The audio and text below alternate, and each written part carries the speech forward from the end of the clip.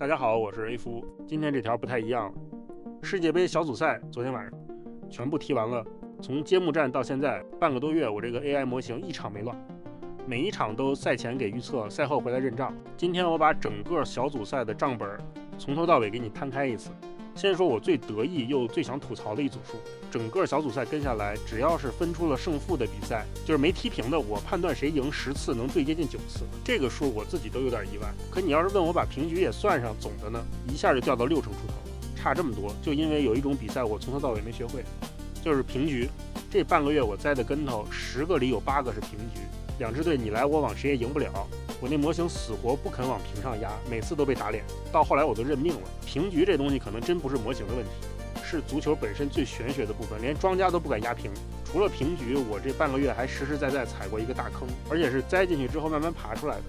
小组赛末轮，好多强队提前出现了，根本不想踢，大轮换放水。我一开始不信，觉得瘦死的骆驼比马大，照样压他们赢。结果呢，德国被厄瓜多尔爆了，美国被土耳其读秒绝杀。那一天我6场只对了2场，是我开播最惨的一天。但有意思的是，就在昨天，约旦打阿根廷，又是同样的剧本，阿根廷已经锁头名，肯定轮换。这次我学乖了，没敢看衰他，也没把他进球瞎砍。结果阿根廷3-1稳稳拿下，被坑过，然后改对了，这种感觉比一开始就蒙对还爽。好，小组赛翻篇，从今天起淘汰赛开打。淘汰赛跟小组赛不一样，没有平局这个选项了，90分钟分不出来就加时点球，总得有人晋级。所以这2天我专门给模型改了套淘汰赛的算法，但我没把它改成什么都敢预测，恰恰相反，我让它更诚实了。它只算90分钟之内谁赢，要是90分钟踢平，拖进了加时和点球，那之后基本就是看运气5-5开。这种我直接告诉你不算，不蒙。换句话说，那个折磨了我整个小组赛的平局死穴，其实没消失，它只是换了个名字，叫拖进加时。90分钟内谁更可能赢，我比较有把握，但能不能在90分钟内解决战斗，会不会被拖进点球大战，这部分我老老实实承认我算不准。